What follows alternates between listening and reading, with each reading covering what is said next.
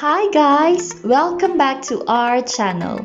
If you're new here, please consider subscribing if you enjoyed this video. For today, we're going to cook Tinolang Tuna, Tausug version. This dish is good for 4 persons.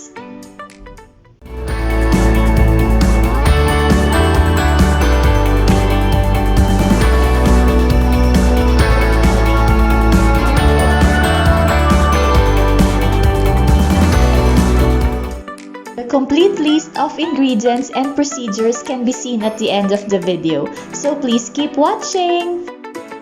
Pour the water in the heated pot. When it's already boiling, add the tuna. Remove the oil, dirt, and white substance appearing at the top of the water.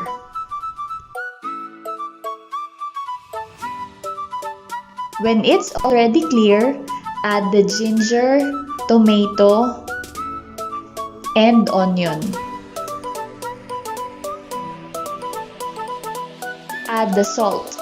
The amount of salt varies depending on your taste preference, so adjust accordingly.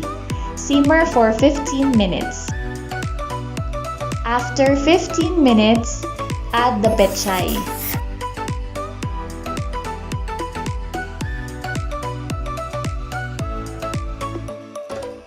Cover and simmer for 10 minutes. After 10 minutes, add the lemongrass. Cover and simmer for another 5 minutes.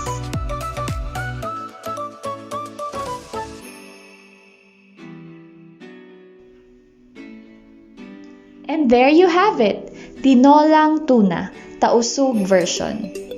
Easy, simple, healthy, and delicious. Try it now! Happy eating!